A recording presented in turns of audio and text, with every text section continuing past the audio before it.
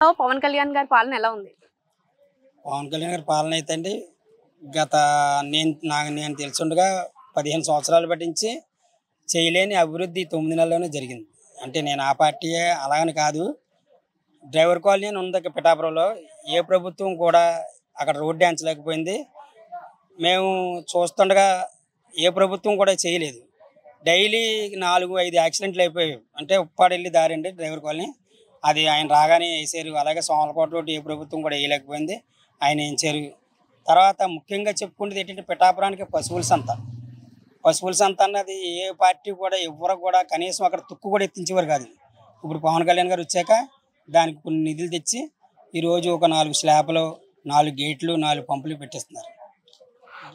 అంటే గత ప్రభుత్వానికి ఈ ప్రభుత్వానికి ఏమైనా తేడా అన్నది మీకు కనిపించిందా? కనిపించిందండి. ఆల్రెడీ 9 నెలలుగా చాలా తేడా కనిపించింది. ఈ 5 సంవత్సరాలు పూర్తి అయ్యేసరికి పిఠాపురం ఒక సుందరవనంలా తయారవుతుందని మేము అనుకుంటున్నాం. వర్మ గారికి వెన్నుపోటు పొడిచారు పవన్ కళ్యాణ్ అని చెప్పి కొంతమంది విమర్శిస్తున్నారు. దానికి మీరేమంటారు? అలా అనుకుంటే 154 చోట్ల ఈయన త్యాగం చేశాడు. పవన్ కళ్యాణ్ గారు 154 చోట్ల త్యాగం చేశారు. ఆయన ఎక్కడ త్యాగం చేశారు అనేది చెప్పుకున్నారు. అలా చెప్పుకోవాలంటే ఇప్పుడు ప్రజారాజ్యానికి పిఠాపురంలో 40 మంది తిరిగారండి. ప్రజారాజ్యం సీటు వస్తుందేమో అని చాలా డబ్బులు ఖర్చు పెట్టి 40 మంది తిరిగారు. ఈ 40 మంది కూడా ఎవరికి సీట్ రాలేదు. బయట అవుట్ ఆఫ్ ఒక వంగ గీత గారు వచ్చారు. అలా ఎవరికాలు త్యాగం చేశారు అనుకుంటే ఎలా కుదురుతుందండి? ఇప్పుడు ఎమ్మెల్సీ ప్రమాణ స్వీకారం చేశారు కదా నాగబాబు గారు. ఆయన ఆధ్వర్యంలో పిఠాపురం ఎలా ఉండబోతుంది? ఆయన అయితే ఇక నుంచి పిఠాపురం 10 రోజులకు ఒకసారి వచ్చి చూసుకుంటారని మేము అందరూ అనుకుంటున్నాం. ఎందుకంటే అక్కడ ఒక నాయకుడు కావాలి కాబట్టి పవన్ కళ్యాణ్ గారు రావడానికి ఆంధ్రప్రదేశ్ అంతా ఆయన మినిస్టర్లు 5 మినిస్టర్లు తీసుకున్నారు కాబట్టి ఆయనకు అవ్వదు కాబట్టి ఆయన స్థానంలో ఈయన ఉంటారని మేము అనుకుంటున్నాం.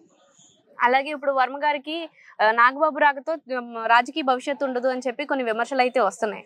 దానికి ఏమంటారు? అవన్నీ వాళ్ళు పుట్టించుకున్నాయండి. ఎందుకంటే ఇప్పుడు వాళ్ళు అనేది ఏంటంటే మేము ఏదో చేసాం, మేము త్యాగం చేసాం అన్నది అదే ఇంకా నలుగుతుంది. ఏంటంటే అది అక్కడ కూటమి నిర్ణయం. కూటమి నిర్ణయం మీద ఇక్కడ పవన్ కళ్యాణ్ పోటీ. అది ఎవరన్నా తప్పదు. ఎందుకంటే ఆయన ఏదో అనుకుంటున్నారు. ఏం ప్రజెంట్ అయితే ఏమి విభేదాలు ఏమి లేవు. అయితే ఆయనకుంటే స్థానం అంతరం ఉంటుంది అని మేము అనుకుంటున్నాం అంతే.